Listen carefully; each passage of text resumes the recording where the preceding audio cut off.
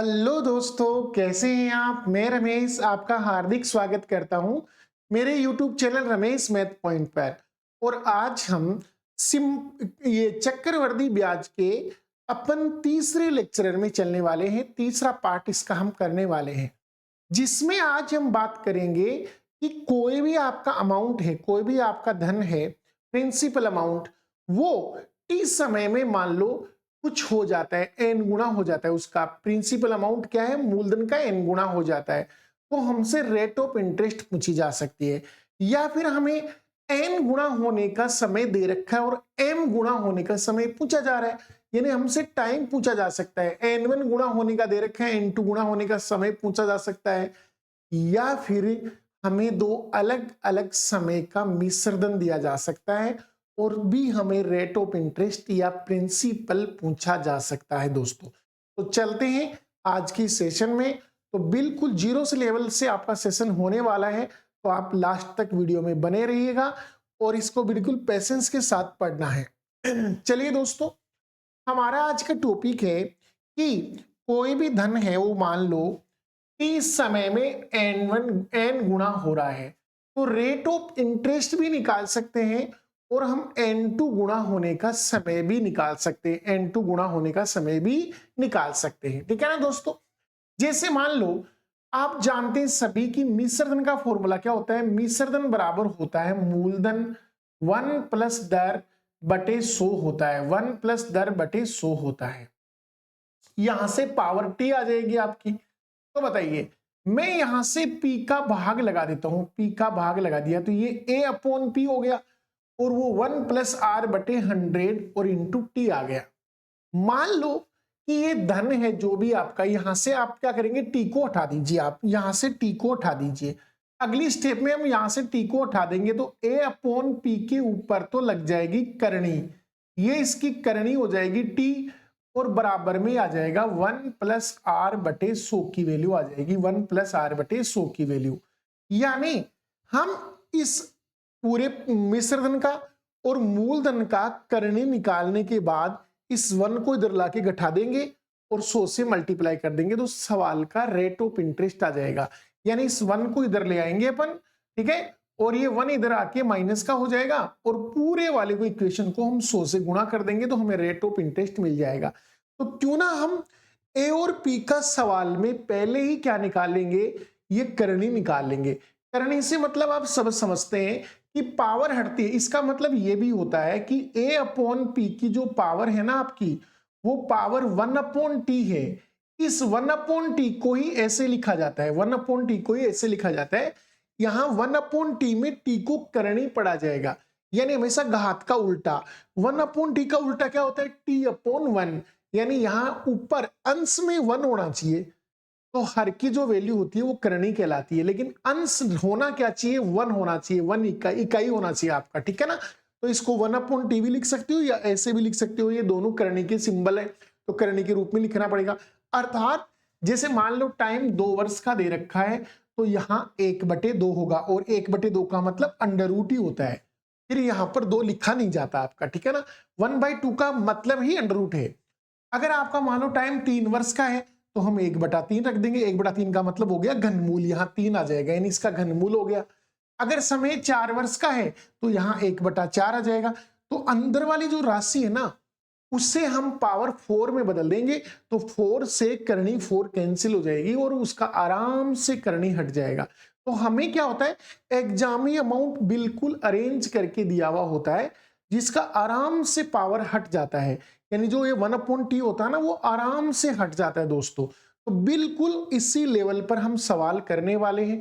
अब मान लो कि अगर आपका प्रिंसिपल 1 है और वो आपका n गुना हो रहा है, अर्थात अगर आपका a है ना, वो आपके प्रिंसिपल का n गुना है, यानी p का n गुना है, तो यहां पर n अपॉन p रख दिया जाएगा। यहां पर क्या रख दिया जाएगा, n अपॉन p रख दिया जाएगा। तो एक की जगह क्या आ जाएगा, एन पी बटा पी आ जाएगा ये, और करनी में कौन आ जाएगी, टी आ जाएगी। तो ये तो पी से पी तो कैंसिल ही हो गया। इसका मतलब सिंपली एन की करनी निकालनी है और उसमें से 1 घटा के सीधा सीधा 100 से मल्टीपल कर देंगे तो हमारे पास सवाल का उत्तर आएगा। तो चलते हैं बिल्कुल बेसिक से सवालों को करते हैं आज। पहला सवाल आया, कोई धन चक्रवृद्धि ब्याज की दर से 2 वर्ष में स्वयं का 4 गुना हो जाता है। जब भी कोई धन बोले ना तो आप 1 रुपया मान लीजिए। क्या मान लीजिए? 1 रुपया मान लीजिए। तो जैसे मैंने ये मान लिया 1 रुपए की धनराशि है, वो स्वयं की 4 गुणी यानी 4 रुपए हो जाती है। कितने वर्ष में भाई? 2 वर्ष में। 2 वर्ष में ये हो जाती है आपकी 4 गुणी। अब देखो पीछे आप यहां चले तो यहां क्या था आपका पीछे वाले में? ए अपॉन पी की करनी तो थी, अर्थात आप अलग अलग भी निकाल सकते हो। एक की अलग से निकाल दो, पी की करनी अलग से निकाल दो, तो वो अलग अलग भी हो सकता है। तो यहां देखिए मैं यहां से 2 हटाऊंगा तो बताओ इसकी करनी 2 हो जाएगी, और करनी 2 का मतलब अंडर रूट होता है, तो दोनों तरफ अंडर रूट हो जाएगा, इस एक का भी और पी का भी। तो 1 का अंडर रूट तो 1 ही होता है, और इस मिश्र धन का अंडर रूट कितना हो जाएगा? 4 का वर्गमूल 2 हो जाएगा। अब आपका समय इकाई हो चुका है, 1 ईयर बन चुका है। ये सवाल 1 ईयर के लिए हो गया आपका, ठीक है। तो बताइए 1 साल में 1 रुपया ब्याज हुआ, 1 रुपए पर 1 रुपया ब्याज जो कि 2 रुपया हो गया। 1 ईयर का सवाल है ये आपका, तो अब ये साधारण ब्याज ही हो सकता है आपका। तो सीधा लगा दो, 1 रुपए में मूलधन का भाग लगा के इंटू 100 कर दो, सवाल का उत्तर आ जाएगा। बताओ रेट ऑफ इंटरेस्ट कितनी आएगी? 100% आएगा। सवाल का आंसर डी ऑप्शन होगा। सवाल के आंसर कितने होंगे दोस्तों? डी ऑप्शन सवाल के आंसर होंगे। हमने इस 2 को हटाकर 1 यूनिट बना लिया, यानी इकाई बना लिया। समय को क्या बना लिया है? इकाई। और आपको पता है 1 वर्ष का साधारण ब्याज निकालो चाहे चक्रवृद्धि ब्याज, कोई फर्क नहीं पड़ता। अगर गणना वार्षिक है तो कोई फर्क नहीं पड़ेगा। तो बताइए 1 रुपीज ब्याज है 1 रुपीज का, तो 1/1 इंटू 100, सवाल का उत्तर हो गया 100%। तो अगला सवाल देखिए, कोई धन चक्रवृद्धि ब्याज की दर से 3 वर्ष में स्वयं का 27 गुना हो जाता है। तो ब्याज की दर बतानी है हमें। ब्याज की क्या बतानी है दोस्तों? दर बतानी है।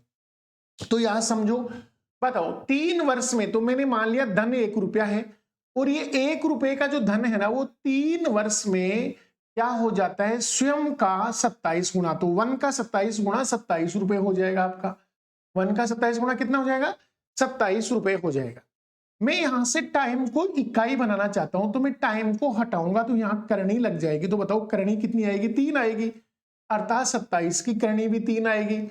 अब मुझे बताइए इस करनी 3 को हम घनमूल भी तो बोलते हैं अपनी भाषा में, तो 1 का घनमूल कितना होता है? तो आप कहेंगे सर 1 ही होता है 1 का घनमूल तो। और 27 का घनमूल कितना होता है? 3 होता है। आप 3 को 3 बार गुणा करेंगे, 3 इंटू 3 इंटू 3, तो आपका 27 बनता है। इसका मतलब 27 का घनमूल कितना हो जाएगा? 3 हो जाएगा। तो अब आपका समय 1 यूनिट बन चुका है, 1 वर्ष। तो अब कर लीजिए, 1 रुपए और 3 रुपए के बीच में अंतर 2 रुपए का है, तो 2 रुपए ब्याज है, मूलधन 1 रुपया है, और इंटू 100 सवाल का उत्तर हो जाएगा। बताओ 100 इंटू 2 कितना आएगा? 200%। डी ऑप्शन सवाल का राइट आंसर, यानी कि सवाल के उत्तर होंगे 200%। यानी रेट ऑफ इंटरेस्ट कितनी आएगी? 200% आएगी।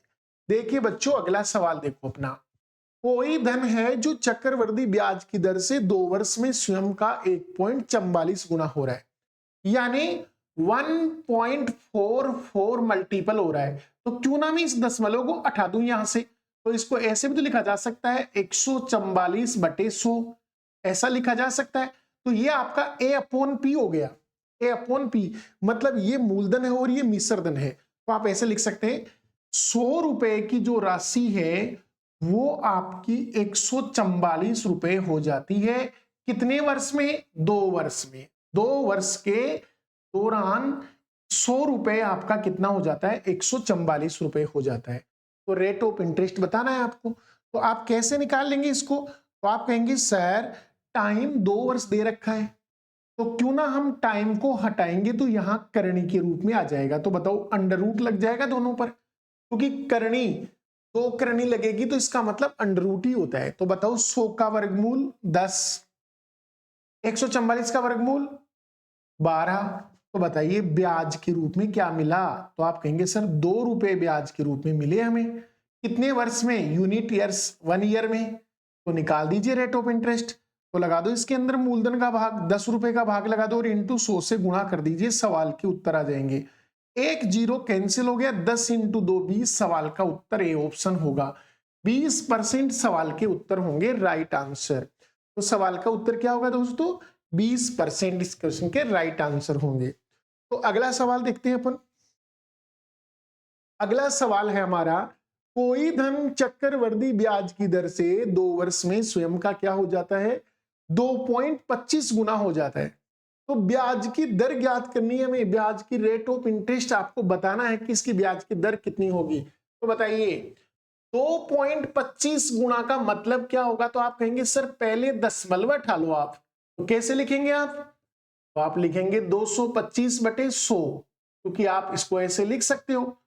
तो अब आपने कहा कि सर 100 रुपए का जो राशि था वो आपका 225 हो गया 2 साल बाद में। इसका मतलब 100 रुपए का जो अमाउंट था वो 225 हो गया कितने साल में? तो आप कहेंगे सर 2 साल में। 2 साल में ऐसा हुआ। तो बताइए इस 2 को उठा दिया जाए, तो अगर 2 को यहां से उठाएंगे तो दोनों तरफ अंडर रूट लग जाएगा, यानी करनी कितनी आ जाएगी? 2 आ जाएगी। करनी 2 का मतलब अंडर रूट होता है। अब बताओ 100 का वर्गमूल कितना होगा? तो आप कहेंगे सर 100 का वर्गमूल 10 होता है, और यहां 225 का वर्गमूल कितना होता है? 15 होता है। तो और भी काट सकते हो, 5 से काट लो 2 बार, 5 से काट लो 3 बार। तो बताइए 2 रुपए की राशि 3 रुपए हो जाएगी 1 वर्ष में चक्रवृद्धि ब्याज की दर से। तो बताओ ब्याज के रूप में क्या मिला? तो आप कहेंगे सर 2 और 3 का अंतर 1 रुपया होता है, तो 1 रुपया ब्याज के रूप में मिल गया। तो निकाल दो rate of interest. Rate of interest क्या आएगा? तो आप कहेंगे सर 2 का मूलधन का यहां भाग लगा के इंटू 100 कर दीजिए, सवाल का उत्तर आएगा। बोलो 100 में 2 का भाग दिया तो 50, सवाल का उत्तर होगा B option. 50% rate of interest होगी, यानी सवाल के राइट आंसर होंगे कितने? 50%, यानी बी ऑप्शन। चलिए बच्चों अगला सवाल देखते हैं। सवाल क्या है? कोई धन चक्रवृद्धि ब्याज की दर से 9 वर्ष में स्वयं का 3 गुना हो जाता है, तो उसी दर से धन कितने समय में स्वयं का 243 गुना हो जाएगा? हमें 243 गुना होने का टाइम पूछा गया है, इसका टाइम आपको निकालना है कि वो कितने समय में इतना हो जाएगा आपका। ठीक है, तो यहां ये सम इंपॉर्टेंट चीज क्या है कि ये गुणा जो हो रहा है ना वो एक सेम पावर में होना चाहिए। जैसे मैं यहां पर सवाल लिख दूं ऐसे कि मान लो मैंने धन मान लिया 1 रुपया, 1 रुपए की धनराशि है और वो आपकी है ना 9 साल के पीरियड में, यानी इस अवधि में 3 गुना हो जाती है स्वयं की, यानी 3 रुपया हो जाता है। और ये कहता है इसी धन को 243 रुपए होने में, यानी 243 गुना होने में टाइम क्या लगेगा? टाइम आपको बताना है। 1 से 3 होने में 9 वर्ष का समय लगता है, तो बताइए 1 से 243 होने में समय कितना लगेगा? तो देखो आप जनरली ऐसे देख सकते हो कि जैसे मान लो कोई धन 1 रुपए से 3 रुपए हो गया आपका 3 वर्ष में, कितने वर्ष में? सॉरी 9 वर्ष में, 9 वर्ष में हो गया। इसका मतलब आपको ये मैंने पिछली क्लास में बताया कि आगे हम ये भी चर्चा करेंगे अभी कि चक्रवृद्धि ब्याज होता है या जो होता है वो जीपी बनाता है। साधारण ब्याज हमेशा एपी बनाता है, एपी का मतलब समांतर श्रेणी, और चक्रवृद्धि ब्याज होता है ना वो जीपी बनाता है, यानी कि गुणोत्तर श्रेणी। ठीक है ना, जैसे ये वाला आपका चक्रवृद्धि ब्याज है 2, 4, 8, 16, 32, ये एक जो श्रेणी है ना वो चक्रवृद्धि ब्याज का हो सकता है। जैसे मान लो प्रथम वर्ष का ब्याज अगर 2 रुपए है तो निश्चित रूप से अगले वर्ष का 4 है, तो निश्चित रूप से तीसरे वर्ष का 8 ही होगा, उससे अगले का 16 ही होगा, उससे अगले का 32 ही होगा। ठीक है ना, क्योंकि रेशियो समान होता है। ये इसका दुगना है ना, तो अब हर साल दुगना ही होगा, हर साल आपका सेम दुगना, दुगना यानी किसका? अनुपात समान होता है, यानी सारवे अनुपात क्या होता है? समान होता है, उसे हम चक्रवृद्धि ब्याज कहते हैं। चक्रवृद्धि ब्याज जीपी बनाता है भाई आपका। तो ये जैसे देखो 1 का 3 गुना हो गया, तो अब देखो अगला 3 गुना यानी 9, 3 का 3 गुना कितना होगा? 9, वो भी 9 साल का टाइम लगेगा। फिर 9 का 3 गुना कितना होगा? 27, तो भी आपको 9 साल का टाइम ही लगेगा। फिर 27 का 3 गुना कितना होगा? 81, तो भी आपको 9 वर्ष का टाइम ही लगेगा। फिर 81 का 3 गुना कितना होगा? 243, तो भी आपको टाइम 9 साल ही लगेगा। इसका मतलब हर 9 साल बाद में ये 3 गुना हो जाता है, यही एक साइकिल चलता रहेगा आपका। तो आप चेक कर सकते हैं 9 + 9 18 + 9 27 + 9 36 + 9 45, 45 वर्ष लगेंगे इसको क्या होने में, 243 गुना होने में। 1 रुपए से 243 रुपए होने में कितना टाइम लगेगा भाई, आपका टोटल 45 वर्ष का टाइम लगेगा। तो मैं कहता हूं अब आप इसको यहां से डायरेक्ट कर सकते हो। आप ऐसे करो, इसको सेम बेस पर लिख लो आप। जैसे मैं इसका बेस है ना वो सेम रख लेता हूं। इसे मैं क्या लिख सकता हूं, 3 की पावर 1 रख सकता हूं। और मैं इसे क्या रख सकता हूं, 243 को 3 की पावर 5 रख सकता हूं। ठीक है ना, मतलब दोनों जगह बेस वैल्यू सेम होनी चाहिए। दोनों जगह ये बेस सेम होना चाहिए। यहां भी 3 हो तो यहां भी 3 ही होना चाहिए आपका। अगर बेस सेम है तो अब पावर के बीच में कंपैरिजन कर लो। बताओ पावर पहले की तुलना में क्या हुई, तो आप कहेंगे सर पहले की तुलना में 5 गुना, तो आपका टाइम भी 5 गुना हो जाएगा। तो बताइए 9 5 45 सर, यानी कि टाइम कितना आएगा भाई, 45 वर्ष। सवाल के उत्तर आएंगे 45 वर्ष। इसका जनरल तरीका आप यहां से हम देख के आए हैं, बिल्कुल ये एक जनरल तरीका है, लेकिन हमें ऐसा काम में नहीं लेना है। हम आगे से ऐसे सवालों को करेंगे क्योंकि दोनों का बेस वैल्यू सेम कर लेंगे, क्योंकि हमें पता है हर 9 साल में ये 3 गुना हो रहा है। हर 9 साल में 3 गुना, इसका मतलब आगे भी ऐसा ही चलता रहेगा। तो हम 3 गुणे से ही सवाल को करते रहेंगे। ठीक है, आगे चलते अगला सवाल देखिए, बिल्कुल आसानी से हो जाएगा। कोई धन चक्रवृद्धि ब्याज की दर से 7 वर्ष के अंदर स्वयं का क्या हो जाता है, तो आप कहेंगे सर 7 वर्ष में 2 गुना हो जाता है। 7 वर्ष में क्या हो जाता है, 2 गुना हो जाता है। तो ये कहता है उसी दर से कितने समय में 64 गुना हो जाएगा। 64 गुना होने का टाइम आपसे पूछा जा रहा है कि उतना समय कितना लगेगा इसको होने में। तो मैं लिखूं 1 रुपया कोई धनराशि है, ये धनराशि आपकी कितनी हो जाती है, 2 गुना हो जाती है, मतलब 2 रुपए हो जाती है। कितने पीरियड में, 7 वर्ष के टाइम में, 7 वर्ष के टाइम में हो जाती है। तो इसी धनराशि को 64 गुना होने में टाइम पीरियड कितना लगेगा, टाइम पीरियड बता रहे हैं। तो मैं कहूं कि दोनों को सेम रेशियो में, दोनों को आप सेम रेशियो में तोड़ने की कोशिश करेंगे। तो बताओ, इसको तो आप केवल 2 की पावर 1 ही रख सकते हैं, लेकिन इसे तो आप 2 की पावर 6 रख सकते हैं ना। इसका मतलब ये देखो यहां पावर 6 गुना हो गई ना आपकी, तो आपका टाइम भी 6 गुना हो जाएगा। बताओ 7 गुना 6 कितना होगा, 42। सवाल का उत्तर क्या आएगा भाई, 42 वर्ष का टाइम लगेगा। हर आपका 7 वर्ष में 2 गुना हो रहा है, हर 7 वर्ष में 2 गुना हो रहा है, तो ऐसे 2 की पावर 6, मतलब 6 बार होगा ये 2 गुना। तो बताओ 7 है ना, वो कितनी कितनी बार आएगा, ये टाइम अंतराल कितनी बार आएगा, 6 बार आएगा आपका। तो 7 छिगे 42 वर्ष। सवाल के उत्तर होंगे सी ऑप्शन। सवाल के उत्तर क्या होंगे भाई, सी ऑप्शन सवाल के राइट आंसर होंगे। अगला सवाल देखिए, कोई धन है जो चक्रवृद्धि ब्याज की दर से 13 वर्ष में स्वयं का क्या हो जाता है, 9 गुना हो जाता है। तो उसी दर से धन कितने समय में स्वयं का 27 गुना हो जाएगा, ये हमसे पूछा गया है। तो यहां सवाल समझिए, इसको आराम से समझना है। मान लो ये 1 रुपया है, धन है, और ये पहले कितना गुना हुआ, 9 गुना हुआ, 9 गुना, यानी इसको 9 गुना होने में टाइम कितना लग गया, तो आप कहेंगे सर 13 वर्ष का टाइम लग गया। 13 वर्ष लगे इसको 9 गुना होने में। अब ये बोलता है इसको 27 गुना होने में कितना टाइम लगेगा, यानी इसको 27 गुना होने का टाइम अपने से पूछा जा रहा है।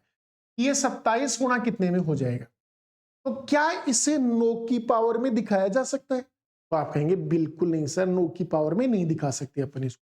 तो हमें क्या करना पड़ेगा, इन दोनों का बेस चेंज करना पड़ेगा। हमें यहाँ 9 की पावर से पता नहीं चलता, इसको 9 की पावर में नहीं दिखाया जा सकता, लेकिन 3 की पावर 3 दिखाया जा सकता है। तो इसको भी हम लिख सकते हैं 3 की पावर 2, इसको 3 की पावर 2 लिख सकते हैं अपन। ठीक है ना, अब दोनों का बेस सेम हो गया। तो बताइए, मैं अब यहां से क्या कर लेता हूं, इसको 1 बना लेता हूं, मतलब मैं इसको 1 बना लेता हूं। इसको 1 बनाऊंगा तो ये 6 ईयर हो जाएगा आपका, मतलब सॉरी 6.5 वर्ष हो जाएगा। देखो 9 गुना होने में 13 वर्ष लगते हैं, तो केवल 3 गुना होने में कितना टाइम लगेगा, ये पूछ रहा हूं मैं आपसे। तो 3 गुना होने में केवल 6.5 वर्ष ही लगेंगे आपके, 6.5 वर्ष ही लगेंगे। देखिए आप यहां समझ ली, 1 रुपए की धनराशि है वो आपकी 9 गुणा हो रही है, यानी 9 रुपए हो जाती है कितने वर्ष में? 13 वर्ष में। तो मैं कहूंगा अगर इसको 3 गुणा होने का टाइम पूछा जाए तो यहां ऐसा आएगा। इसका मतलब पहले 3 गुणा और उसके बाद में दोबारा 3 गुणा हुई। तो बताओ ये दोनों टाइम अंतराल बिल्कुल सेम ही तो होंगे आपके। अगर दोनों जगह सेम मल्टीपल हुआ है इसका मतलब जीपी बना रहा है, जीपी बना रहा है तो टाइम अंतराल सेम है। तो बताओ 13 के 2 बराबर टुकड़े करेंगे ना अपन 6.5 6.5 का। तो आप यहां से समझ लो इस बात को कि हम यहां से पावर 2 को हटाकर 1 करना चाहते हैं, तो 2 से इसको काट दीजिए 13.5 वर्ष। अब आप देख लीजिए टाइम बोलो 3 गुणा हो रही है क्या? पावर पावर 3 गुणा हो रही है, तो आप इसका भी 3 गुणा कर दीजिए, सवाल का उत्तर आएगा। बोलो 6.5 का ट्रिपल करेंगे तो 19.5 वर्ष का टाइम लगेगा, सवाल का उत्तर आएगा 19.5, यानी ए ऑप्शन सवाल का राइट आंसर होगा। ए ऑप्शन सवाल के राइट आंसर हो जाएंगे दोस्तों। तो ऐसे हम बता सकते हैं आराम से। कई बार ऐसी समस्या आती है कि इन दोनों का आधार आपको अलग लेना पड़ता है इनसे। जैसे ये 9 है, 9 की पावर 1 लिखा जा सकता था, लेकिन ये 9 की पावर में नहीं लिखा जा सकता ना, इसलिए हम दोनों को 3 की पावर में दर्शा रहे हैं। अब यहां 3 की पावर 2 आ गई, यहां 3 की पावर 3 है। या तो आप ऐसे करो कि 2 का 3 क्या है? 1.5 गुणा। तो आप इस 13 को 1.5 से भी गुणा कर सकते थे, तो भी आपका सवाल का उत्तर वही आता। या फिर इस 2 को पहले यहां से काट लो और इसको 1 यूनिट बना दो। अब आपको सही से समझ में आएगा कि ये 3 गुणा हो रहा है, तो 6.5 का 3 गुणा क्या आएगा? 19.5 आएगा। अगला सवाल देखते हैं। अगला सवाल क्या है वो देख के समझिए। 6 वर्ष में स्वयं का 8 गुणा हो जाता है, तो बताओ कितने समय में ये 128 गुणा हो जाएगा? देखो फिर से वही समस्या आ गई, वहां 8 गुणा दे रखा है और यहां 128 गुणा दे रखा है। तो ये तो कंफर्म हो गया कि 8 की पावर में 128 को नहीं दिखा सकते, क्योंकि 8 की पावर 2 होती है वो 64 होती है, और 8 का पावर 3 होता है वो सीधा सीधा 512 होता है आपका। 8 का क्यूब तो 512 होता है, तो ये तो 128 तो आएगा ही नहीं, इसलिए हमें दोनों को ही बदलना पड़ेगा। तो मैंने कहा 1 रुपये धनराशि है, पहले वो 8 गुणा हो रही है, इसका मतलब वो कितना टाइम ले रही है? 6 वर्ष का। 6 वर्ष में 8 गुणा हो रही है, और यहां अब इसे 128 गुणा होने का टाइम पूछा जा रहा है कि 128 गुणा कितने टाइम में हो जाएगी। तो देखिए यहां से आराम से समझिए, इसे आप 2 का क्यूब लिख सकते हैं, 2 की पावर 3 लिख सकते हैं, और इसे आप 2 की पावर 7 लिख सकते हैं। 2 की पावर क्या लिख सकते हैं? 7 लिख सकते हैं। बोलो दोनों का बेस सेम हो गया, ये भी 2 पे 2 की पावर में दर्शाया जा रहा है, ये भी 2 की पावर दर्शाए, मतलब 8 गुना होने में 6 वर्ष लगते हैं। तो मैं कहता हूं 2 की पावर 1 होने में, यानी यहां पर 1 बना ले, तो बताओ ये 3 से कट जाएगा 2 वर्ष। इसका मतलब 2 की पावर 1 यानी 2 दुगना होने में केवल 2 वर्ष लगेंगे। आपको 8 गुना होने का टाइम दे रखा था 6 वर्ष, लेकिन दुगना होने का टाइम क्या है? केवल 2 वर्ष ही है। और अब चेक कर सकते हो, बताओ पहले से पावर 7 गुना हो गई क्या आपकी? तो टाइम भी 7 गुना कर दीजिए। 2 का 7 गुना कितना होगा? 14 होगा। 2 का 7 गुना कितना होगा भाई? 14। सवाल के उत्तर हो जाएंगे 14 वर्ष। ठीक है, जो सवाल के उत्तर कितने आ जाएंगे? 14 वर्ष आ जाएंगे आपके। फिर से समझना, कोई धन चक्रवृद्धि ब्याज दर से 6 वर्ष में स्वयं का 8 गुना हो रहा है। 8 गुना का मतलब होता है 2 का क्यूब। ठीक है, और अब यहां से ये बोल रहा है कि वही धन 128 गुना होने में कितना टाइम लेगा? तो 128 का मतलब होता है 2 की पावर 7। यानी सवाल में ये देखो मैंने 3 से यहां से काट लिया, 6 को तो 2 बार ही कटा, तो 1 यूनिट से 7 यूनिट होने में 7 गुना, तो टाइम भी 7 दूनी 14। सवाल के आंसर गलत दे रखे हैं भाई, सवाल का उत्तर 14 आएगा। ठीक है ना, अगर यहाँ 4 गुना ही होता ना तो सवाल के उत्तर 21 आ जाते आपके। ठीक है ना, तो करेक्शन थोड़ा सा कर लेना सवाल में, यहाँ ऑप्शन किसी को एक को सुधार लेना, जैसे आप 28 की जगह 14 कर लेना, 14 वर्ष। ठीक है, इसके उत्तर क्या आएंगे भाई? 14 वर्ष है। अब हम चलते हैं आगे। जब 2 अलग अलग वर्षों का हमें क्या दे रखा हो? मिश्रधन दे रखा हो, यानी हमें 2 अलग अलग समय के लिए मिश्रधन दे रखा है, तो उन सवालों को हम कैसे करेंगे समझो। मान लो एक बार हम एक एग्जाम्पल से भी, तो एग्जाम्पल समझते हैं हम इसको, कि मान लो मैंने 1000 रुपए उधार लिए, 1000 रुपए उधार लिए, और वो 10% की दर से उधार लिए। मैंने रेट ऑफ इंटरेस्ट क्या रखी? 10%। रेट ऑफ इंटरेस्ट 10% रखी। तो बताइए 1000 का 10% 100 रुपए होता है, तो अगले साल 1100 रुपए मिश्र धन हो जाएगा आपका। एक साल बाद में ये धन कितना हो जाएगा? 1100। अब अगले साल के लिए ये आपका मूलधन बन चुका, तो बताओ इसके ऊपर ब्याज लगेगा तो 10% कितना होगा? तो इसका 10% 110 आएगा, तो इसमें 110 जोड़ दीजिए आप, तो ये 1210 हो जाएगा। 1210 हो गया। फिर अगले वर्ष के लिए ये आपका मूलधन बन चुका, तो अगले वर्ष फिर 10% ब्याज लगेगा। तो बताइए इस 1210 का 10% कितना होगा? तो आप कहेंगे सर 121 रुपए होगा, तो वो 121 इसमें जोड़ दो तो 1331 आ जाएगा आपका। ठीक है, तो आप एक चीज नोट कर पा रहे हैं कि यहां देखो इसका 1.1 गुणा है, ये इसको 1.1 से गुणा करेंगे तो ये आएगा, इसको 1.1 से गुणा करेंगे तो ये आएगा आपका। ठीक है, और इसे 1.1 से गुणा करेंगे तो ये आएगा आपका। इसका मतलब ये जीपी बनाता है। अभी मैंने बात बताई ना कि चक्रवृद्धि ब्याज क्या है? जीपी बनाता है आपका। अगर टाइम पीरियड सेम है ना तो मल्टीपल सेम होगा, मतलब उनका रेशियो सेम होगा। जैसे आप इन दोनों को काटेंगे ना तो 10:11 आएगा, इन दोनों को काटेंगे तो 10:11 आएगा, इन दोनों को काटेंगे तो क्या आएगा? 10:11 आएगा। मतलब इनका अनुपात बिल्कुल सिमिलर आएगा। अनुपात क्या आएगा? बिल्कुल सिमिलर आएगा। ठीक है ना दोस्तों, तो हम यहां से क्या होता है, अगर टाइम पीरियड सेम दे रखा है, जैसे यहां पर 1 ईयर दे दिया आपको, आगे भी 1 ईयर दे रखा है, ठीक है ना, उससे आगे भी आपको 1 ईयर दे रखा है, ठीक है ना। अगर टाइम सेम चल रहा है तो मल्टीपल भी सेम चलेगा, यानी जीपी बनाएगा। ठीक है, तो आप यहां से, तो अब आपको अगर मान लो मूलधन पूछे, आपको यह दे रखा है कि 1 साल बाद कोई धन 1100 है और 2 साल बाद कोई धन 1210 हो जाता है, तो बताइए मूलधन कितना होगा? तो आपका सवाल ऐसे बना कि कोई धन, मूलधन आपको मालूम ही नहीं है, वो 1 साल बाद में तो 1100 बन जाता है। 1 साल बाद में तो कितना बन जाता है? 1 साल बाद में तो 1100 बन जाता है, और 2 साल बाद में 1210 बन जाता है। इसका मतलब नेक्स्ट ईयर, 1 वर्ष बाद में आपका। ठीक है ना, देखो ये शुरू से 1 साल बाद की बात है और ये शुरू से 2 साल बाद की बात है। 2 साल का मतलब पहला 1 साल और आगामी 1 साल, टोटल मिला के 2 साल हो गया आपका। तो यहां देखो टाइम पीरियड सेम है, तो आपको यह पता है कि यदि इन दोनों का जो मल्टीप्लाइंग फैक्टर है वो 1.1 है, अगर ये इसका 1.1 गुणा है तो श्योर है कि ये भी इसका 1.1 गुणा ही होगा।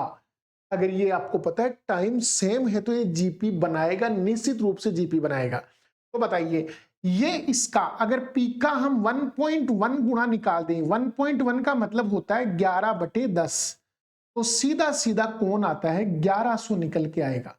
अगर इस मूलधन का हम इतना गुणा करेंगे तो ये निकल के आएगा। तो बताइए 11 से 11 कट गया, 10 को इधर गुणा करेंगे तो 3 बिंदु लग जाएंगी 1000, यानी हमारे पास कौन आ जाएगा?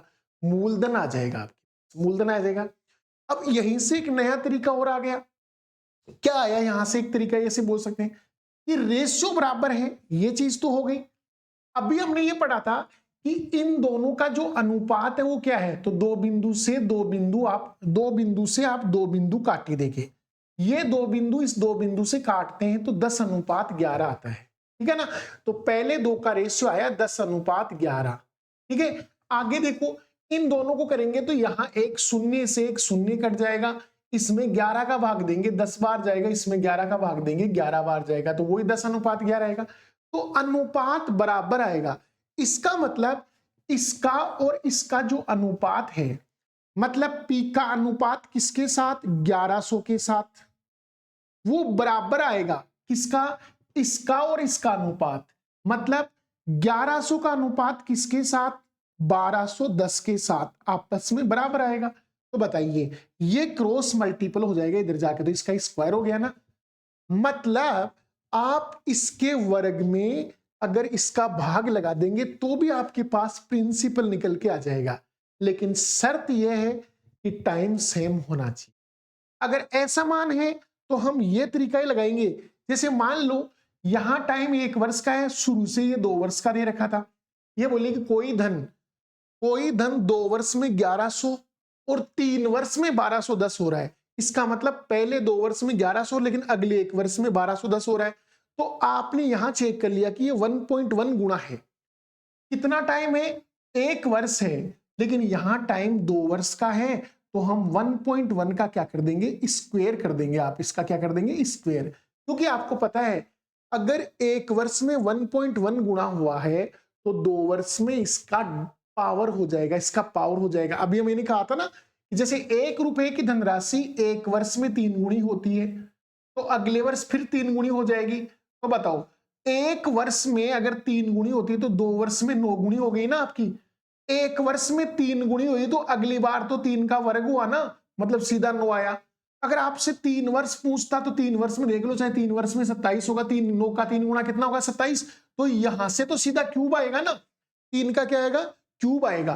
तो अगर आप सीधा 2 वर्ष का जंप लगा रहे हैं, यहां 1 वर्ष का जंप है जो 1.1 के बराबर है, तो 2 वर्ष का जंप होगा वो 1.1 के वर्ग के बराबर होगा। इसका मतलब आप इसे 2 बार लिखेंगे इसे, ठीक है। और ये देखो 11 यहां से कट गया, ये 2 जीरो यहां लग जाएंगे और 11 का भाग लगा देंगे तो सवाल का उत्तर आ जाएगा।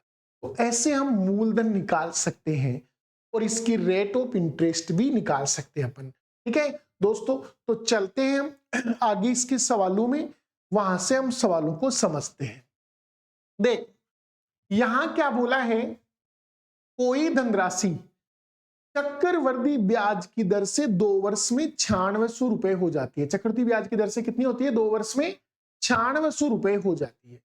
अब ये कहते हैं कि बताओ 3 वर्ष में 10,272 हो जाती है, तो रेट ऑफ इंटरेस्ट बताओ। इसने कहा कि ब्याज की दर बताइए आप। तो मैं देखो यहां से आपको समझाता हूं। कोई धन यानी पी, प्रिंसिपल पी है, जो कि 2 वर्ष में कितना हो जाता है? 9600 रुपए। और 3 वर्ष में, इसका मतलब 2 वर्ष तो हो चुके, आगामी 1 वर्ष कितना हो जाता है? 10,272 हो जाता है। 10,272 हो जाता है, ठीक है दोस्तों। यहां तक हो गया। अब आपको रेट ऑफ इंटरेस्ट बतानी है, हमें मूलधन नहीं बताना है, हमें रेट ऑफ इंटरेस्ट बतानी है।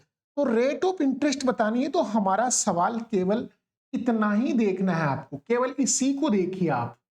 बताओ क्या इस धन के लिए ये मूलधन है? तो आप कहेंगे बिल्कुल सर, ये इसके लिए तो यही मूलधन है। तो बताओ टाइम पीरियड तो 1 ईयर का ही है। इसका मतलब ये सवाल तो केवल साधारण ब्याज की तरह ही तो है कि ये कोई मूलधन था जिस पर 1 साल बाद भी ये मिश्रधन मिला। तो बताओ ब्याज कितना मिला? तो अंतर देख लो, 10,272 में से 9,600 घटाओ तो हमारे पास 400 तो यहां बच गए, 672 बच गए। ये 672 रुपए ब्याज किसका है भाई? इस 9600 का ब्याज है। तो भाग लगा दो 9600 का और इंटू 100 कर दीजिए, सवाल का उत्तर आ जाएगा। बोलो 2 बिंदु कैंसिल हो गई। 96 का भाग इसमें कितना देगा? पूरा पूरा 7 बार चला गया। सवाल के उत्तर आएंगे 7%। रेट ऑफ इंटरेस्ट क्या आएंगी? 7% आएगी। ए ऑप्शन राइट आंसर होगा सवाल का। ए ऑप्शन क्या होगा? राइट आंसर होगा, क्योंकि हमें यहां दोनों धन दे रखे हैं। इसके लिए ये तो मूलधन है और ये मिश्रधन है। टाइम 1 वर्ष का है। अगर टाइम 2 वर्ष का होगा तो अभी हमने सवाल किए ना पीछे कि अगर यहाँ 2 होगा तो 2 को हटाएंगे, 1 बनाएंगे और इधर करनी लगा देंगे। अगर यहाँ 3 है तो 3 को उठा के 1 बनाएंगे समय को और यहाँ घनमूल लगा देंगे दोनों के ऊपर। तो दर निकालने के लिए वही तरीका चलेगा जो अभी चल रहा था, पीछे वाले सवाल में हम देख रहे थे। वही तरीका कॉन्सेप्ट काम में लेना है। सवाल का उत्तर 7%। तो अगला सवाल पढ़िए। 59,582 7 वर्ष में, उसको थोड़ा सा चेंज कर लो भाई, इसको 54,000 कर लीजिए, इसको 54,000, ठीक है ना। ये 54,000 रहेगा भाई, 54,000 है वो। थोड़ा सा करेक्शन उसमें करना पड़ेगा आपको। कोई धन है पी जो आपका 4 वर्ष में 54,000 और 7 वर्ष में, तो 4 तो हो गए, आगामी 3 वर्ष, 3 वर्ष में कितना हो जाता है? आगामी 3 वर्ष में 59,582 हो जाता है। फिर वही सवाल आ गया अपना कि हमें सवाल केवल इतना ही देखना है, अगर हमें रेट ऑफ इंटरेस्ट निकालनी है तो यहीं से सवाल हमारा हो जाएगा। अब आप जानते हैं यहां से 3 हटाएंगे तो इसका घनमूल होता नहीं है पूरा पूरा, इसका घनमूल होगा नहीं आपका। तो क्यों ना हम इसको, देखो 3 जीरो है तो जीरो को तो हटाओ मत, केवल इससे ऐसे संख्या से काटो कि जिसका घनमूल होता हो। तो मैं इसको 2 से काट दूं, 27 आएगा आपका, 27 दूनी 4 यानी ये 27,000 हो जाएगा आपका, 27,000 हो जाएगा। तो इसको 2 से काटो आप, कितना आता है? तो इसको 2 से काटेंगे, 2 दूनी 4, एक बच गया तो 9 दूनी 18, एक बच गया तो 7 दूनी 14, एक बच गया तो 9 दूनी 18 और 2 एकम 2। और ये तो पूरा पूरा आ गया भाई वर्गमूल। अगर आप यहां से 3 को उठाएंगे यानी इसको 1 यूनिट बनाएंगे, 1 ईयर बनाएंगे, तो मुझे बताइए इसका घनमूल निकालना पड़ेगा। इसका करनी 3 हो जाएगी आपकी, और 27 का घनमूल तो 3 होता है, और ट्रिपल जीरो की जगह सिंगल जीरो आएगा यानी 30 का है, और ये आपका पूरा पूरा 31 का है। इसका अगर आप घनमूल निकालेंगे ना, थोड़े से घन वगैरह और घनमूल याद रखो भाई, आप घनमूल याद रखो आप थोड़े से, तो ज्यादा दिक्कत नहीं आएगी। ये 29,791 किसका क्यूब होता है? 31 का। 31 को 3 बार मल्टीप्लाई करेंगे ना तो डायरेक्ट आपका ये आएगा 29,791। तो मुझे बताइए ब्याज के रूप में क्या मिला? 1 रुपया, बटे मूलधन कितना है? 30 रुपया, और इंटू कर दीजिए 100, सवाल का उत्तर आएगा। बोलो, 1 जीरो कैंसिल हो गया, 10 में 3 का भाग देंगे, 3.33, सवाल का उत्तर आएगा सी ऑप्शन। 3.33% सवाल का राइट आंसर हो जाएगा दोस्तों। तो बिल्कुल भी मुश्किल सवाल नहीं था, करेक्शन जरूर कर लेना, यहाँ 5400 नहीं है, 54,000 है। अगला सवाल देखिए फिर से, कोई धनराशि 2 वर्ष में तो 8,000 और 5 वर्ष में 27,000 हो जाती है, तो रेट ऑफ इंटरेस्ट बतानी है, ब्याज की दर बतानी है अपने को। ठीक है दोस्तों, तो सवाल को समझिए आसानी से। यहां से कोई धन है P जो 2 साल बाद में तो कितना हो जाता है? 2 वर्ष में तो कितना हो जाता है? 8,000, और 5 वर्ष में, इसका मतलब 2 के बाद में आगामी 3 वर्ष, और 3 वर्ष बाद कितना हो जाता है भाई? 27,000। और यहां तो कुछ काटने की जरूरत ही नहीं पड़ेगी, हमें सवाल केवल यहीं से हल करना है। हमें रेट ऑफ इंटरेस्ट बतानी है तो यहीं से बताएंगे सीधा सीधा। तो बता दीजिए रेट ऑफ इंटरेस्ट क्या आएगी? तो आप कहेंगे सर यहां से 3 हटाएंगे तो इनका घनमूल होगा, इनका घनमूल होगा, तो हम इन दोनों का घनमूल निकाल लेते हैं। मुझे बताओ 8 का घनमूल कितना होता है? 8 का घनमूल होता है 2 रुपए, और 3 जीरो की जगह 1 जीरो हो जाएगा। समय आपका 1 हो चुका है, 1 ईयर। और देखो 27 का घनमूल होता है 3, और 3 जीरो की जगह 1 जीरो, इसका मतलब 20 रुपए की धनराशि 30 रुपए होगी। आप जीरो को भी काट दो चाहे। 1 रुपए ब्याज मिला कितने पर? 2 रुपए पर, इंटू 100 कर दो, सवाल का उत्तर आएगा 50%। 100 में 2 का भाग देंगे, 50%। D option right answer, D option सवाल का उत्तर होगा। रेट ऑफ इंटरेस्ट कितनी होगी? 50% होगी सवाल में। अगला सवाल देखिए, कोई धनराशि 10 वर्ष में 6630 रुपए हो जाती है और 20 वर्ष में 99,945 हो जाती है, तो धनराशि बताइए। इसका मतलब सवाल हमारा यही है, सेम सवाल है हमारा, लेकिन इसमें धनराशि पूछ ली। कोई धन है जो कितने वर्ष में? 10 वर्ष में 6630, और 20 वर्ष मतलब आगामी 10 वर्ष में 99,45 हो जाता है। तो कहता है धनराशि बताओ। तो बताओ, अभी अभी हमने कॉन्सेप्ट पढ़ा कि यदि टाइम अंतराल सेम है तो भाई जीपी बनाएगा आपका, और जीपी बनाएगा तो मैंने सीधा सीधा बता दिया कि आप प्रिंसिपल ढूंढ रहे हैं तो आप इसके वर्ग में उसका भाग लगा दीजिए, यानी 6630 का तो लेना है आपको वर्ग। वर्ग का मतलब हुआ कि इसको 2 बार मल्टीप्लाई कर दीजिए आप, और भाग लगा दीजिए किसका? 99,45 का, सवाल का उत्तर आएगा। क्यों? अगर टाइम अंतराल सेम है तो इसका और इसका जो अनुपात है वो बराबर होगा इसका और इसका अनुपात, और वहीं से हमने क्रॉस मल्टीपल करके अभी एक नियम बनाया था कि इसके स्क्वायर में इसका भाग लगा देंगे तो मूलधन आ जाएगा। लेकिन ये तभी लगेगा जब टाइमिंग क्या हो, सेम। टाइमिंग सेम नहीं है तो आप यहां मल्टीप्लाइंग फैक्टर निकालिए, इसका कितना मल्टीपल है ये इसका, ठीक है ना। ये मल्टीप्लाई निकालेंगे ना यहां से, बस उसके हिसाब से यहां पर चेंजमेंट करेंगे। अगर सेम वर्स है तो उतना ही होगा, अगर आधा है तो अंडर रूट होगा, डबल है तो वर्ग होगा, ट्रिपल है तो क्यूब होगा, ठीक है ना। तो यहां से तो एक बार सवाल को हल करते हैं। देखो इसमें 3315 का भाग जा रहा है कितनी बार, 2 बार। इसमें 3315 का भाग जा रहा है 3 बार। 3 से इसको काटूंगा तो 3 दूनी 6, 3 दूनी 6, 3 एकम 3। 221 को 2 से गुणा करेंगे तो 442, और एक शून्य है तो शून्य लगा दीजिए। सवाल का उत्तर आएगा 4420। बी ऑप्शन सवाल का राइट आंसर हो जाएगा। 4420 रुपए मूलधन आएगा। सवाल का राइट आंसर क्या आएगा भाई, 4420। अगला सवाल देखिए, कोई धन चक्रवृद्धि ब्याज की दर से 2 वर्ष में 6500 और 4 वर्ष में 6750 हो जाता है, 6707 हो जाता है। तो बताइए सवाल के उत्तर क्या होंगे। वही बात आ गई, समय यहां भी सेम है। कोई धन 2 वर्ष में कितना हो गया, तो आप कहेंगे सर 6500 हो गया, 6500।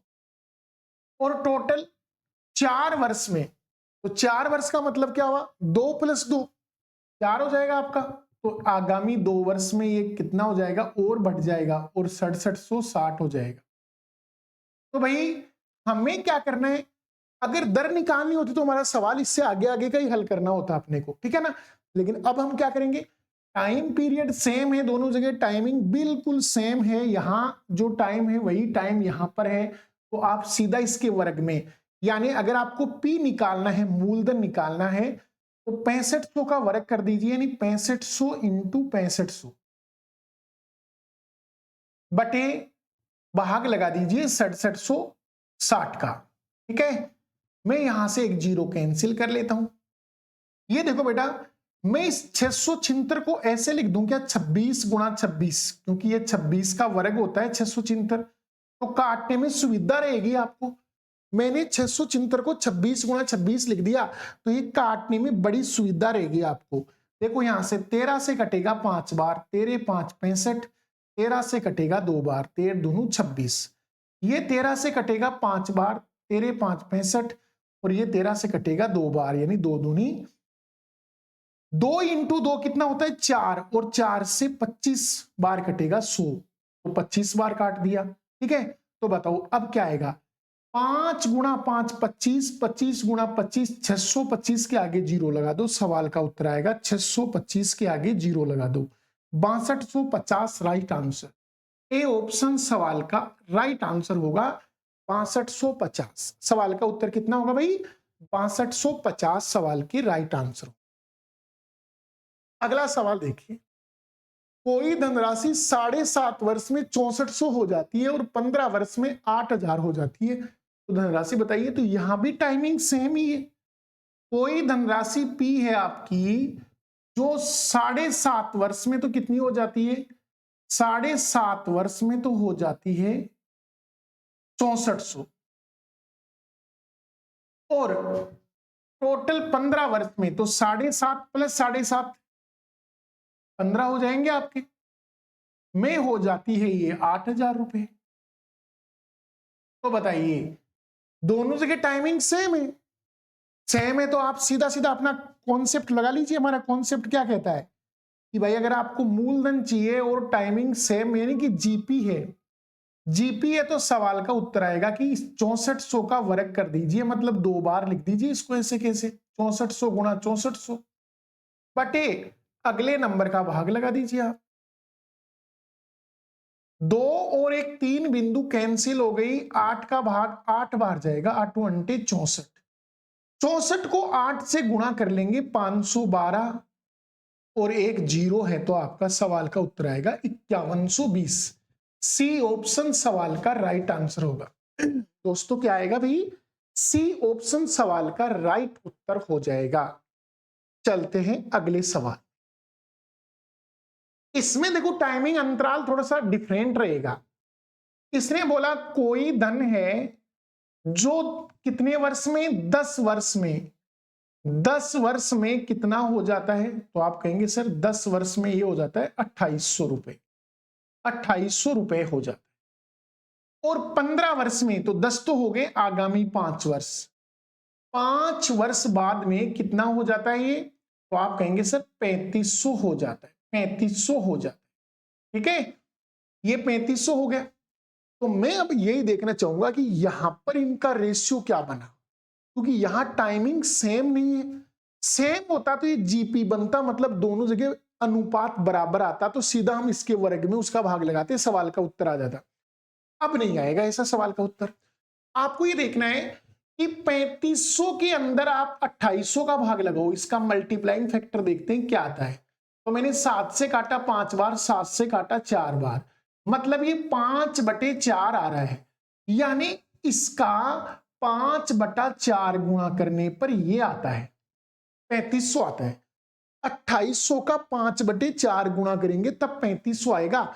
तो अब ये कहता है कि टाइमिंग चेंज हो गया भाई, यहां टाइम 5 वर्ष था तो ये 5/4 गुणा हो रहा था, यहां टाइम 10 वर्ष है, मतलब टाइम डबल हो रहा है, तो इसकी पावर बढ़ा दीजिए आप। तो बताओ 5 का वर्ग कितना होगा, 25, और 4 का वर्ग होगा 16, यानी ये 25/16 गुणा होगा।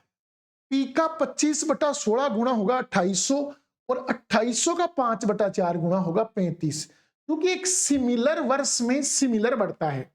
ये 10 वर्ष का मतलब हुआ प्रथम 5 वर्ष और अगले 5 वर्ष, पहले 5 वर्ष में 5/4 बढ़ेगा और अगले 5 वर्ष में 5/4, तो टोटल 10 वर्ष में पचम 25/4 चौक 16 बढ़ेगा आपका। ठीक है ना, तो बस अब सवाल का उत्तर आ गया।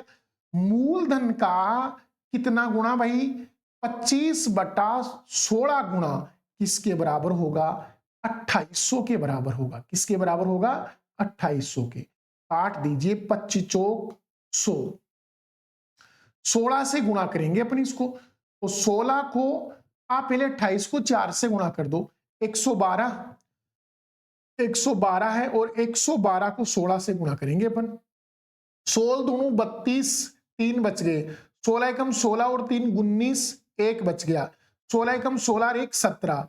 सवाल के उत्तर आएंगे 1792। ए ऑप्शन राइट आंसर होगा। इसका मूलधन कितना होगा भाई, 1792 रुपए मूलधन होगा। तो बिल्कुल मस्त सवाल, एसएससी में पूछे गए सवाल ऐसे कि ये 5/4 गुणा तो ये 25/16 गुणा, क्योंकि टाइमिंग यहां से डबल है। ट्रिपल होता तो क्यूब करते, 5 का 125, 4 का 64। ठीक है ना। अगला सवाल फिर से देखिए, सवाल क्या है, 4800 रुपए की धनराशि। अब एक अलग सवाल आ गया है भाई, थोड़ा सा हटके सवाल आया है, उसको हम देख रहे हैं यहां पर। 4800 रुपए की राशि है, वो 2 वर्ष और 8 माह में 7500 हो जाती है, तो 19,200 रुपए की धनराशि कितने समय में उसी दर से 37,500 हो जाएगी। देखिए सवाल को क्या करते हैं, यहां से देखो एक बार, 4800 रुपए की धनराशि है, वो एक निश्चित दर से कितनी हो जाती है भाई, 7500 हो जाती है, कितने समय में, तो मैं कहूंगा 2 वर्ष और 8 माह दे रखा है, 2 वर्ष और 8 माह, तो क्यों ना मैं इसको पूरे को माह में कन्वर्ट कर लूं एक बार। बोलो 2 वर्ष में कितने होंगे, 24, 24 और 8 कितने हो गए, 32 माह, तो मैं यहां 32 माह लिख दूं इसको, 32 माह। ठीक है ना, टोटल लिख दिया है मैंने। टोटल देखो कितना है, 2 वर्ष और 8 माह। 2 वर्ष का मतलब कितना होता है, 24 महीने, और 8 अलग से है, तो 24 और 8 कितने हो गए, 32 माह में। तो मैं यहां से देखूंगा इसका कितना गुणा है ये, तो बताओ 7500 में भाग लगाओ किसका, 4800 का। ठीक है, तो ये दो बिंदु कैंसिल हो गई। मैं इसमें इससे काट लूं, 3 से काट लूं, तो 25 बार में इसको 3 से काटूंगा तो 16 बार, मतलब ये इसका 25/16 गुणा है, 25/16 गुणा है। ठीक है दोस्तों, अब आगे चलते हैं। सवाल में पूछा 19,200 रुपए की जो राशि है वो 37,500 हो जाती है, मतलब 19,200 रुपए का जो अमाउंट है वो आपका 37,500 हो जाता है। तो ये कहता है टाइम बताओ, टाइम निकालना है। तो मैं कहता हूं इसका मल्टीप्लाइंग फैक्टर निकाल लो पहले, कितना आता है। तो आप कहेंगे सर 37,500 में भाग लगा दें अपन किसका, 19,200 का, तो 2 जीरो कैंसिल हो गए आपके, ठीक है ना। और यहां से ये 3 से कट सकता है, 1 2 5 125, और ये आपका आ जाएगा 3 से काटेंगे तो 36 18 64, 125/64, 125/64 आएगा, ठीक है दोस्तों। तो आप एक चीज समझ पा रहे होंगे, आराम से समझ में आ गई होगी आपको, सवाल आराम से समझ में आ गया होगा। ये क्या है भाई, तो आप कहेंगे मैं इसको देखो मिटा देता हूं। 25/16 का मतलब क्या होता है, 25/16 का मतलब होता है 5/4 का वर्ग, ये वर्ग है। और ये क्या है, 5/4 का क्यूब है। तो मैं यहां से लिख देता हूं 5/4 का क्यूब है। बताओ यदि इसका पावर 2 होने में, तो मैं यहां से पावर को उठा लूं, 2 को उठाऊंगा तो 16 माह आएगा। 16 माह में 5/4 गुना हो जाएगा आपका। 32 महीने में 5/4 का वर्ग हुआ है, तो मैं वर्ग को उठाऊंगा तो 16 माह आएगा। 16 महीने में 5/4 गुना है, तो बताओ पावर 3 लगानी है, तो 16 3 48 माह है। 48 माह का टाइम लगेगा भाई इसको, ठीक है ना। देखो 5/4 गुना होने में 16 लगते हैं, तो 5/4 की पावर 3 करेंगे तो 16 3 48 लगेगा। 16 16 3 बार लगेगा आपको, पहले 5/4 गुना, फिर दोबारा 5/4 गुना, फिर 5/4 गुना, तो 16 16 कितनी बार, 3 बार, 48। और आप जानते हैं 48 महीने का मतलब होता है पूरे पूरे 4 साल। सवाल का उत्तर क्या आएगा भाई, 4 साल आएगा। बी ऑप्शन सवाल के राइट आंसर होंगे। बिंदास, बहुत ही मस्त एग्जाम्पल, मस्त वाला एग्जाम्पल है एकदम। अगला सवाल देखिए,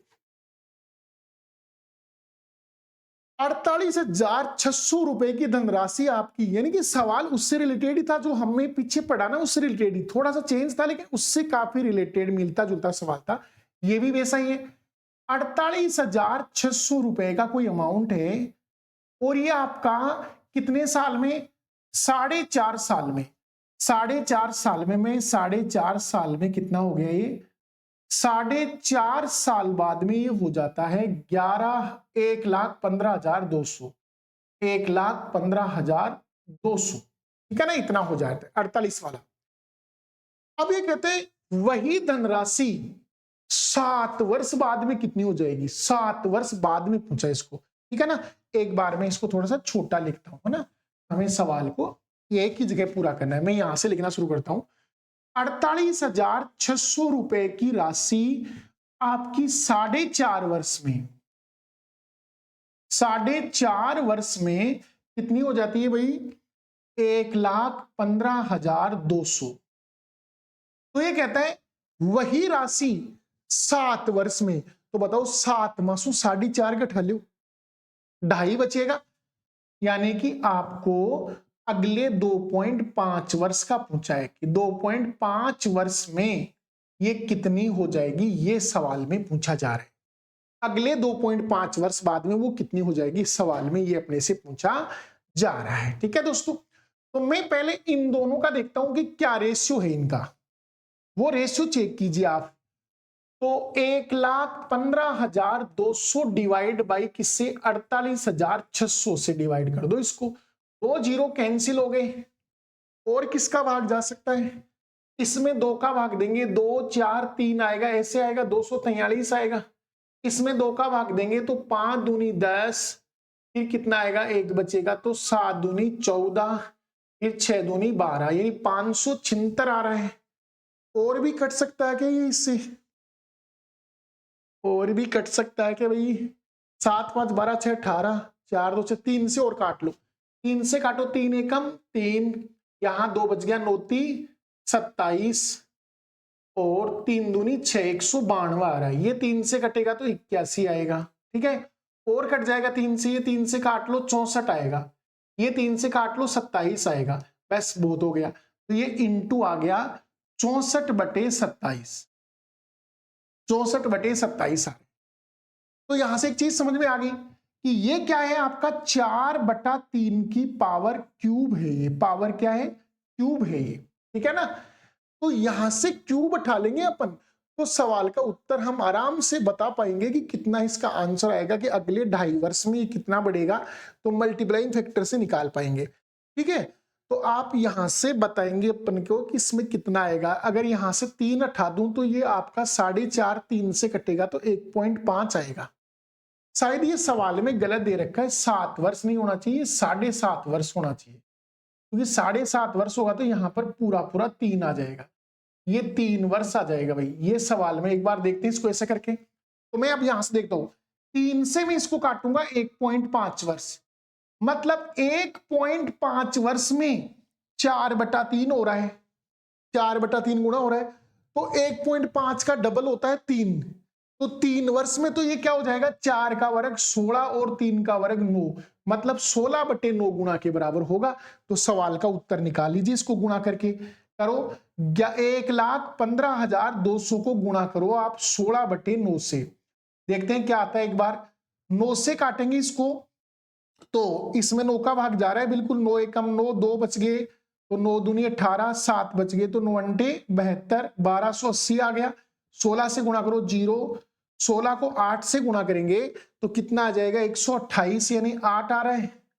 12 बच गए, 16 को 2 से करेंगे, 16 दूनी 32, 32 में 12 जोड़ेंगे 44, 4 बच गए, 16 एकम 16 में 4 जोड़ेंगे 20, 20 4 80, ठीक है ना। और एक डबल जीरो आ रहा होगा ना, इसमें डबल जीरो थे, हाँ बिल्कुल डबल जीरो थे, डबल जीरो 20 48 डबल जीरो, बिल्कुल सवाल का उत्तर बी ऑप्शन है भाई। यहां सवाल को सुधार लेना, ये 7.5 वर्ष था, 7 वर्ष नहीं था, कितना था, 7.5, तभी देखो टाइमिंग सेम हो पाएगा, नहीं तो हो नहीं पाएगा ना। यहां से 1.5 आ रहा है, तो 1.5 के मल्टीपल में टाइम होना चाहिए आगे, ठीक है ना, तो ही सवाल हो पाएगा, नहीं सवाल हो नहीं पाएगा, ठीक है ना, दशमलव में चले जाएगा आंसर। अगला सवाल, अब हम बात करेंगे जब हमें 2 वर्ष का CI भी दे रखा हो और 2 वर्ष का SI भी दे रखा हो, तब हम सवालों को कैसे करें, ये हम बात इस वाले लेक्चर में और करेंगे, ठीक है।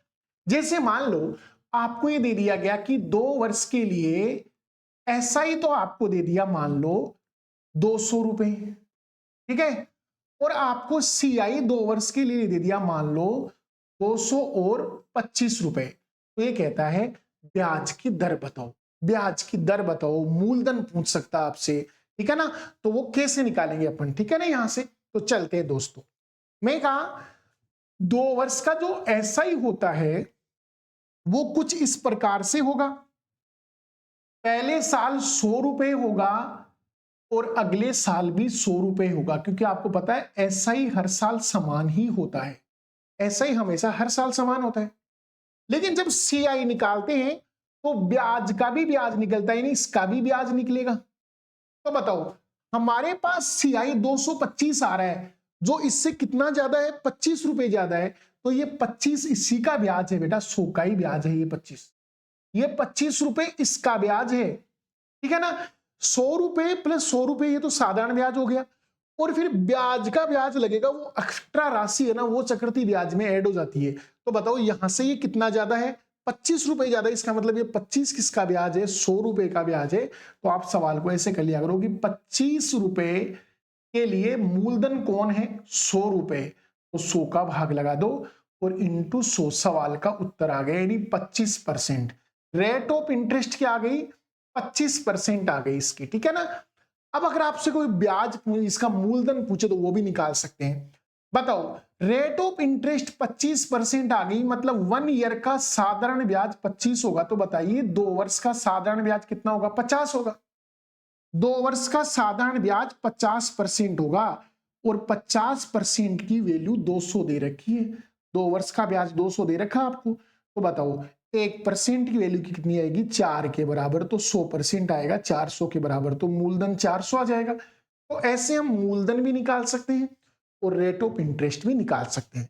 तो चलते हैं दोस्तों इस सवालों में। पहला सवाल देखिए, 2 वर्ष के लिए अर्जित साधारण और चक्रवृद्धि ब्याज क्रम से 120 और 129 है, आपको SI दे रखा है 120 रुपए, तो मैं 120 के 2 बराबर टुकड़े कर देता हूं, 60 रुपए और 60 रुपए, ठीक है ना, पहले ईयर का 60 रुपए, अगले ईयर का 60 रुपए। अब बताओ इससे ये कितना ज्यादा है, तो आप कहेंगे सर केवल 9 रुपए ज्यादा है, तो अगले साल 9 रुपए ब्याज लगेगा, जो किसका ब्याज है, 60 रुपए का।